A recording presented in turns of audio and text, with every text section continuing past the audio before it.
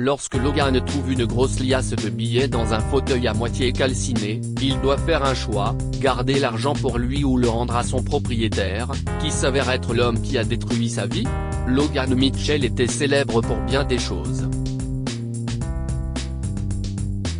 Il pouvait dessiner un cercle parfait sur le tableau noir avec sa main. C'était le genre de professeur qui vous apprenait quelque chose de nouveau et vous faisait faire un exercice 50 fois pour que vous le perfectionniez.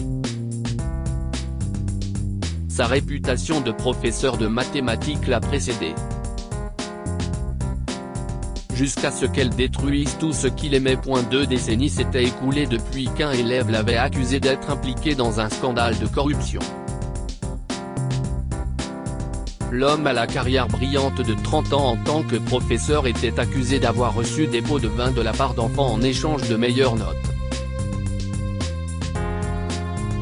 Logan avait pensé que les rumeurs seraient étouffées et que la controverse serait close.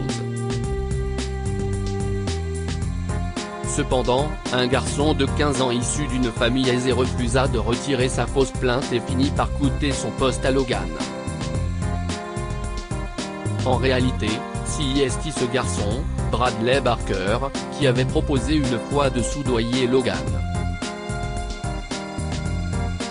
Ce dernier l'avait immédiatement repoussé, ce qui avait mis l'adolescent en colère. Bradley voulait ainsi se venger de Logan qui l'avait insulté. Il était loin de se douter qu'à l'époque du scandale, Logan avait du mal à payer la chimiothérapie de sa femme bien-aimée. Bradley ne savait pas que Logan n'avait personne d'autre au monde, pas même des enfants. Logan avait contracté prêt sur prêt, supplié ami sur ami, tout cela pour garder en vie la femme qu'il aimait.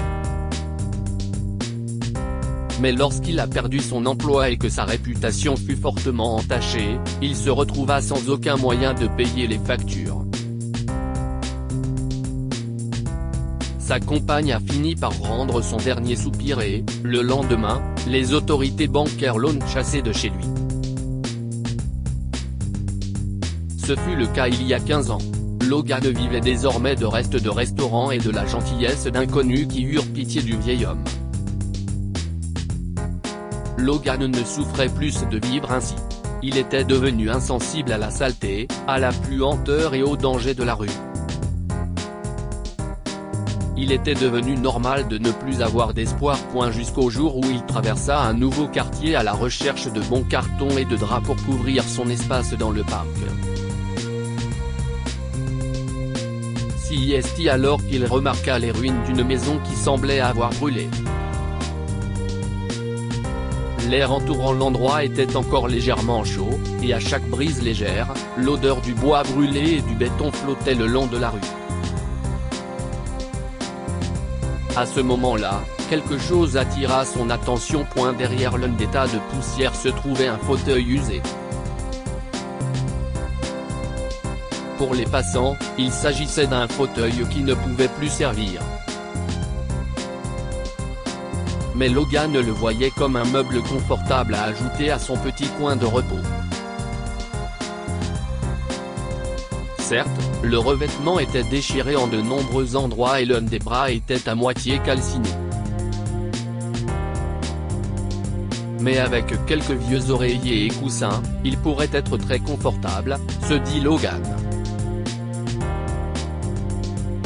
Avec l'aide d'un gentil camionneur, Logan réussit à le transporter jusqu'au parc. Il avait raison. La chaise était incroyablement douce et confortable. Sauf qu'il y avait quelque chose qui dépassait du dossier. Logan essaya de l'ignorer, mais il céda à la tentation et fit une fente dans le dossier pour voir ce que c'était. Non, ce n'est pas possible. Logan sursauta en regardant la grosse liasse de billets qu'il avait extraite du dossier de la chaise. Qui laisserait de l'argent ici comme ça? Logan essaya de le cacher du mieux qu'il put jusqu'à minuit. Puis, lorsqu'il a senti qu'il n'y avait pas de bruit de pas ou de véhicule à proximité du parc, il a commencé à compter l'argent. 500 000 $. Logan n'avait jamais vu une telle somme. Le vieil homme devait faire un choix. Il pouvait certainement garder l'argent. Si les propriétaires le voulaient, quelqu'un serait déjà venu le réclamer. Bien sûr, il était possible que les propriétaires aient besoin de l'argent, surtout s'ils devaient suivre un traitement médical.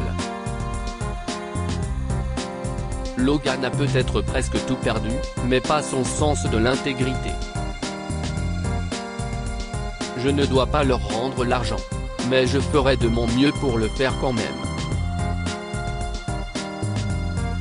Le lendemain, Logan retourna dans le quartier et demanda à quelques voisins ce qui s'était passé. Ah, c'était tout simplement terrifiant. Le feu s'est déclaré à cause d'une nouvelle climatisation défectueuse.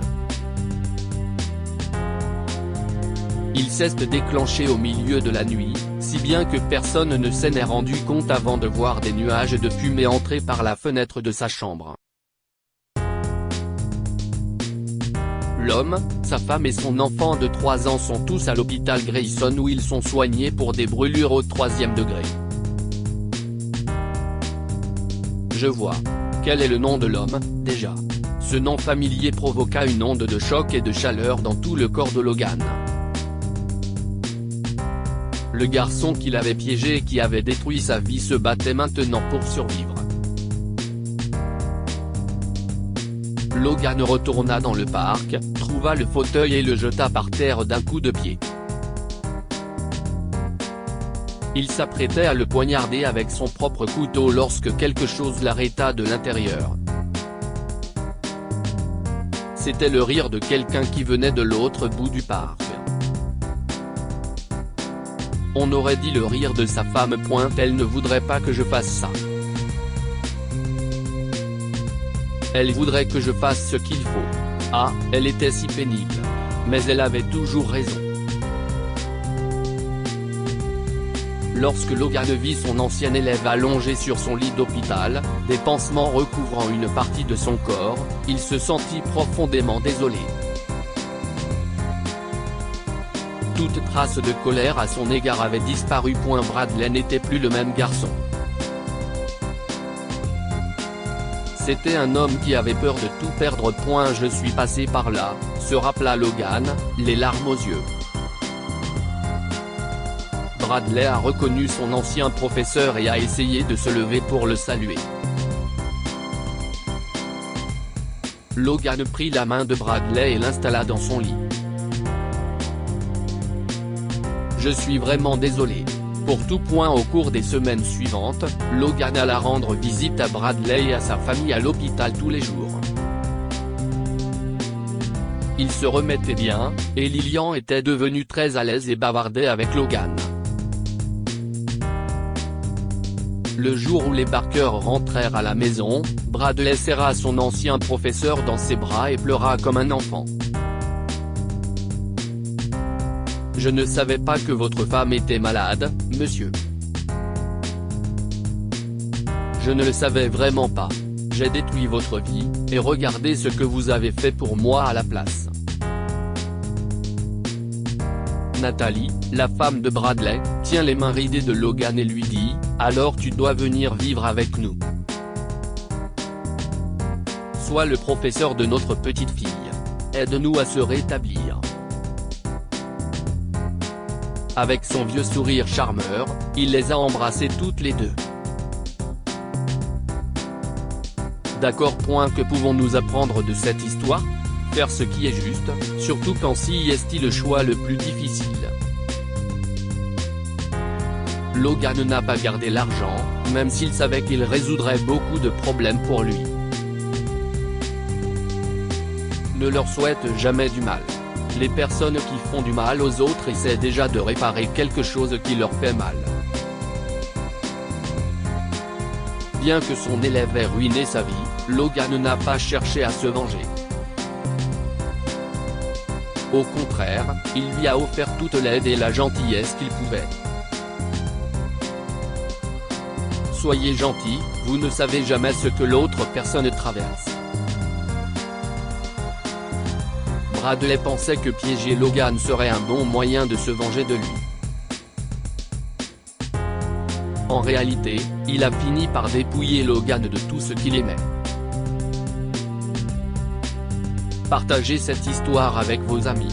Elle pourrait égayer leur journée.